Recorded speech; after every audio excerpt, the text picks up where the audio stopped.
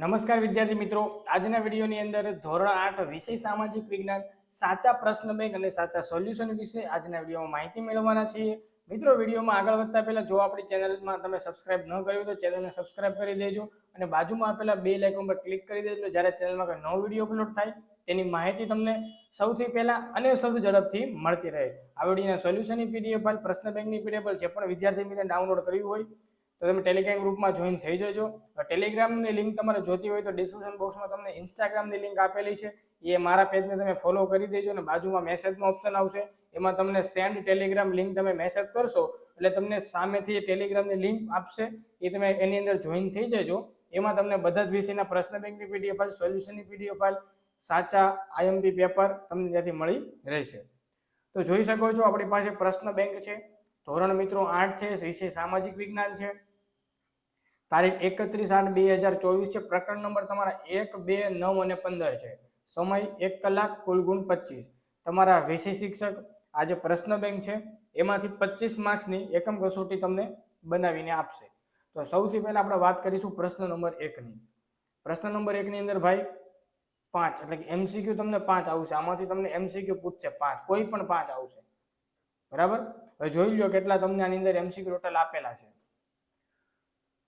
Total તમને 20 MCQ આપેલા છે. આ 20 માંથી તમારા વર્ગ શિક્ષક તમને કોઈ પણ આમાંથી 5 આપશે. ઓકે, ચાલો પહેલા લઈએ આપણે. પહેલો સવાલ આવ્યો છે, યુરોપના લોકો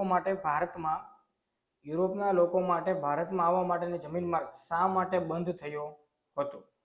ઓપ્શન આપેલા છે. જમીન માર્ગે વેપાર કરવો તો કઠિન હતો, પ્લાસીના યુદ્ધમાં સિરાજ દુદલને જીત થઈ, પોર્ટુગલો અને ડચ લોકો વિચલિત થયા, તુર્કોએ કોન્સ્ટેન્ટિનોપલ જીતી લીધું. જવાબ શું આવશે? તુર્કોએ કોન્સ્ટેન્ટિનોપલ છે એ જીતી લીધું હતું એટલે બંધ થયો હતો. એટલે તમારો ઓપ્શન નંબર ડી આવશે. આગળનો સવાલ છે, નીચેના આપેલ જોડ પૈકી કઈ જોડ અયોગ્ય? અયોગ્ય એટલે ખોટી જોડ તમારે કહેવાની. કેવી ભાઈ? ખોટી જોડ. તો કે ડેનિશ પ્રજા એ ડેનમાર્ક થી આવી હતી, ડચ લોકો હોલેન્ડના હતા, ફિરંગીઓ ઇંગ્લેન્ડના હતા, અંગ્રેજો ઇંગ્લેન્ડના હતા. તો ઇંગ્લેન્ડના અંગ્રેજો હતા, ફિરંગીઓ ઇંગ્લેન્ડના હતા ને અયોગ્ય જોડ કઈ આવશે? ઓપ્શન નંબર બી. ઓકે, ચાલો. જો પ્લાસીના યુદ્ધમાં સિરાજ ઉદ્દૌલાની જીત થઈ તો ભારતમાં પોર્ટુગીઝો હંમેશા માટે ચાલ્યા ગયા હોત, બંગાળમાં અંગ્રેજોનું શાસન આવી ગયું હોત, મિર્જાફર ભારતનો મુખ્ય અધિકારી બની ગયો હોત. મુખ્ય અધિકારી ત્યારે બને કે જોવાની હાર થાય તો, બરાબર. એટલે આ ઓપ્શન તો નહીં આવે. ભારત દેશમાં અંગ્રેજોના શાસનની શરૂઆત ન થઈ હોત. તો આમાંથી ઓપ્શન તમે એકવાર ચેક કરી લેજો, બરાબર, કયો જવાબ આવે છે. ચાલો, 4 નંબરનો સવાલ છે, કયું વિધાન સાચું છે? સાચું વિધાન તમારે કહેવાનું છે. 3 વિધાન તમારા ખોટા હશે. તો ઈસવીસન 1608માં ઈસ્ટ ઇન્ડિયા કંપનીની સ્થાપના થઈ. ઈસવીસન સાલ એકવાર ચેક કરી લેજો ભાઈ. પછી વાસ્કો દ ગામાએ પોર્ટુગલ જવા માટે નવો માર્ગ શોધ્યો. વિધાન કેવું છે? સાચું છે, બરાબર. આમાં 1600 આવશે, 1608 નહીં આવે. ઓકે, તો ઓપ્શન નંબર એ. ચાલો આગળ લઈએ. 5 નંબરનો સવાલ છે, પ્લાસીનું યુદ્ધ 1757, 59 નહીં, 1664માં ફ્રેન્ચ બક્સનનું, પછી રોબર્ટ ક્લાઇવ ડેનિશ પ્રજાનો સેનાપતિ, 1664 ફ્રેન્ચ ઇન્ડિયાની. આ એકવાર ચેક કરી લેજો, ઓપ્શન નંબર બી, બરાબર. ચાલો, કયું વિધાન ખોટું છે તે તમારે જણાવવાનું છે. નીચે તમને ઓપ્શન આપેલા છે બધા. 7 નંબરનો સવાલ આપ્યો છે, મૈસૂર વિગ્રહ બાબતે કયું વિધાન સાચું છે? ચાલો, એનો પણ તમને આપ્યું છે ઓપ્શન. પછી કોર્નવોલિસ સંધિ છે તો વોરન હેસ્ટિંગ ભાઈ શેની શરૂઆત કરી? રેલવેની શરૂઆત, તાર ટપાલની, ન્યાયતંત્રની કે રોડ રસ્તાઓની શરૂઆત. પછી પ્લાસીનું યુદ્ધ છે ભાઈ, એ અંગ્રેજો અને સિરાજ ઉદ્દૌલા વચ્ચે થયું હતું.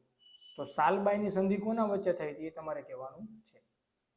પછી ફોર્ટ વિલિયમ કોલેજ ક્યાં આવેલી છે? ફોર્ટ વિલિયમ અમદાવાદ, કોલકાતા, મુંબઈ કે દિલ્હી. પછી રૈયતવારી પદ્ધતિ થોમસ મુનરો દ્વારા લાગુ પાડવામાં આવેલી હતી.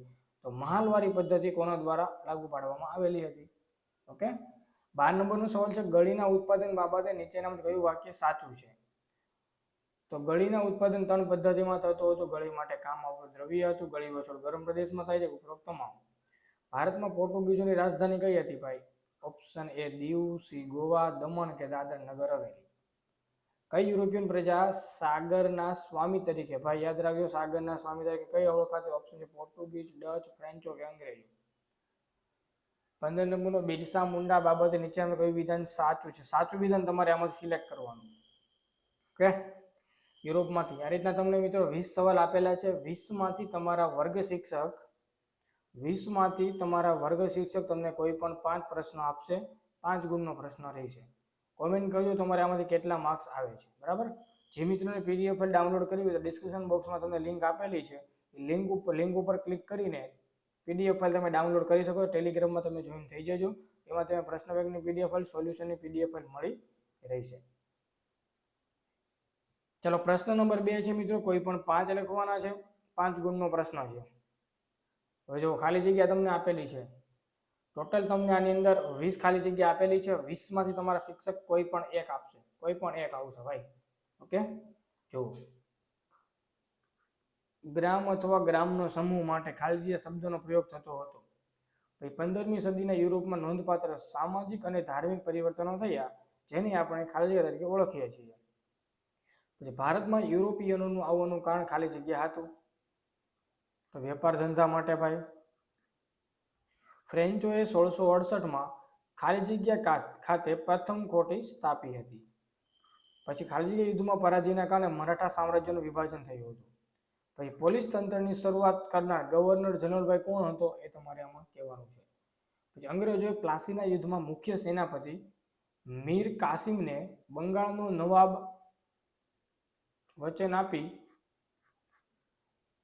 મીર જાફર બંગાળનો નવાબ બનાવવાનું વચન આપીને ટેકો મેળવ્યો હતો. કપાસ એ ભારતનો ખાલી જગ્યા મહત્વનો પાક છે. ઝારખંડ રાજ્યમાં હજીરાબાગ આસપાસ ખાલી જગ્યા જાતિના આદિવાસીના સમૂહો હતો. 10 નંબરનું ખાલી જગ્યા લોકો જંગલોમાંથી ફળ છે, કંદમૂળ છે, ઔષધિઓ છે, જડીબુટ્ટીઓ એકત્ર કરતા હતા. 11 નંબરનો સવાલ આપેલો છે. 1895માં ખાલી જગ્યા આંદોલનનું નેતૃત્વ બિરસા મુંડાએ કર્યું હતું. પેશવાનું મુખ્ય મથક ખાલી જગ્યા હતું. ઈસવીસન 1458 વાસ્કો ગામા સૌપ્રથમ કલિકટ બંદરે, બરાબર, અંગ્રેજો ઊભી કરી નવી વસાહત ફોર્ટ વિલિયમ આજે ખાલી જગ્યા શહેર તરીકે ઓળખાય છે. આ રીતના તમને 20 અલગ અલગ પ્રશ્ન આપેલા છે. જો ભાઈ, આ 20માંથી તમારે કોઈ પણ 5 ખાલી જગ્યા આવશે. કોઈ પણ 5. પ્રશ્ન બેંકની પીડીએફ ફાઇલ, સોલ્યુશનની પીડીએફ માં ટેલિગ્રામ ગ્રુપમાં જોઈન થઈ જજો. જેમાં તમને સાચા પ્રશ્ન બેંકની પીડીએફ ફાઇલ, સોલ્યુશનની પીડીએફ ફાઇલ મળી રહી છે. આગળનો સવાલ છે, ટૂંક નોંધ લખો. કોઈ પણ એક લખવાની છે. 5 માર્ક્સનો પ્રશ્ન છે. પેલું છે પ્લાસીનું યુદ્ધ, બિરસા મુંડા, મરાઠા યુદ્ધ, કાયમી જમાબંધી અને ભારતના ગળીનું ઉત્પાદન. આ 5માંથી તમારે કોઈ પણ એક આવશે. 5માંથી કોઈ પણ એક.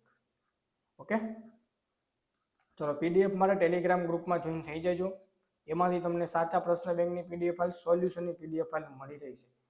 આગળ લઈએ પ્રશ્ન નંબર 4. માંગ્યા મુજબ જવાબ લખો. ચલો, પહેલો સવાલ આપ્યો છે તફાવત આપો. 2 માર્ક્સનો પ્રશ્ન આપ્યો છે. કુદરતી સંસાધનો અને માનવ સર્જિત સંસાધનો. બીજો સવાલ આપ્યો છે વર્ગીકરણ કરો. એમાં તમારે 2 પ્રકારે વર્ગીકરણ કરવાનું. એક તો નવીનીકરણીય સંસાધન અને બિન નવીનીકરણીય. તો જો આ સૂર્યપ્રકાશ જે આવશે એ કેમાં આવશે? આમાં આવશે. અને બાકીનું જે જંગલો છે, ખનિજ તેલ છે અને પરમાણુ છે કેમાં આવશે? આમાં આવશે. ઓકે, અર્થ સમજાવો. એકલ કે દુર્લભ સંસાધન. 1 માર્ક્સનો પ્રશ્ન છે ભાઈ. પછી 2 નંબરમાં તફાવત આપો પુનઃપ્રાપ્ય સંસાધન અને પુનઃ અપ્રાપ્ય. તો જે સંસાધનો એક વખત ઉપયોગ કર્યા પછી બીજી વખત જો કરી શકાય તો એને પુનઃપ્રાપ્ય કહે. એટલે એક મુદ્દો આ થઈ ગયો. પછી આમાં જે સંસાધનો એક વખત ઉપયોગ કર્યા પછી બીજી વાર ઉપયોગ નથી કરી શકાતો, થઈ ગયું. આ ઉદાહરણ આપું. આમાં સૂર્યપ્રકાશ, આમાં છે ભાઈ ખનિજ, પેટ્રોલ, ડીઝલ.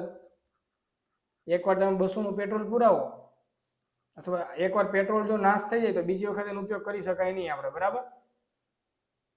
વર્ગીકરણ કરો. પુલ, ઉર્જા સ્ત્રોતો, બોગદા, ખનિજો, બરાબર. ચાલો, વર્ગીકરણમાં તમારે કુદરતી લખવાનું અને માનવ સર્જિત લખવાનું. તો જે ખનિજો છે એ કેવું આવશે? કુદરતી છે.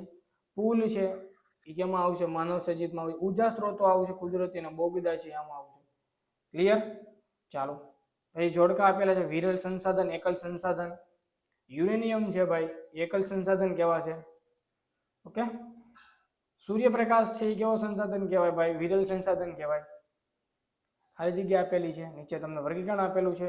ભૂતાપીય ઉર્જા, અણુ ઉર્જા, જે ઊંધણ અશ્મિભૂત બળતણ. તો અક્ષયશીલ સંસાધન અને ક્ષયશીલ સંસાધન પણ જોઈ લેજો એક વખત. આ રીતના તમને બધા 5 માર્ક્સનો પ્રશ્ન આપેલો છે. ત્યાર પછી પ્રશ્ન આપ્યો છે પ્રશ્ન નંબર 5. એક વાક્યમાં જવાબ લખો. કોઈ પણ 5 લખવાના છે. 5 ગુણનો પ્રશ્ન છે. તો કે પહેલો સવાલ છે બંધારણ એટલે શું થાય? બંધારણ સભામાં કુલ કેટલા સભ્યો હતા? બંધારણ સભાના કોઈ પણ 2 સભ્યોના નામ જણાવો. તો કે ભીમરાવ આંબેડકર, રાજેન્દ્ર પ્રસાદ. લખી નાખો ભાઈ. બંધારણ સભ્યના અધ્યક્ષ કોણ હતા? હમણાં તમને મેં કીધું કે બંધારણ ઘડતા કુલ કેટલો સમય લાગ્યો હતો? ભારતમાં કઈ તારીખે બંધારણ દિવસની ઉજવણી કરવામાં આવે છે? વિશ્વનું સૌથી મોટું લેખિત બંધારણ ભારત દેશનું છે ભાઈ. બરાબર.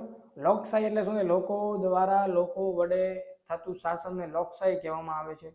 બિન સાંપ્રદાયિકતા કે બધા ધર્મના લોકો બરાબર આમાં વસે છે, એ તમારે કોઈ વાક્ય આવશે નહીં. પ્રજાસત્તાક રાષ્ટ્ર કોને કહેવાય? સંઘ રાજ્ય એટલે શું થાય? ભારતનું બંધારણ કઈ તારીખે ઘડાઈને કઈ તારીખે તૈયાર થયું હતું? બરાબર, બુકમાં તમને જવાબ મળી જશે. કયા હકને? તો કે બંધારણીય ઇલાજના હકને ભારત બંધારણનો આત્મા કહેવો છે. બંધારણીય ઇલાજનો હક. ઓકે, ચાલો. કેટલીક ફરજો છે? 2 અધિકારો તમે જણાવો. કોઈ પણ 2 મૂળભૂત ફરજો. બંધારણના ઘડવૈયા તરીકે, બંધારણ સભાના 2 પ્રતિનિધિના નામ, કઈ તારીખે અમલ થયો અને શરૂઆત ક્યાંથી થાય છે. ઓકે, 20 માંથી તમારે કોઈ પણ 5 લખવાના આવશે. પીડીએફ માટે ટેલિગ્રામની લિંક ડિસ્ક્રિપ્શન બોક્સમાં આપેલી છે. અવશ્ય લિંક ઉપર તમે ક્લિક કરીને પીડીએફ ફાઇલ ડાઉનલોડ કરી શકો છો. આ તો ધોરણ 8ના વિદ્યાર્થીઓનું સામાજિક સાચા પ્રશ્ન બેંક વિશે વાત. વિડીયો ગમે તો વિડીયો લાઈક કરો, શેર કરો, ચેનલ સબસ્ક્રાઇબ કરો. મળીશું બધાને. Good bye, good luck, thank you.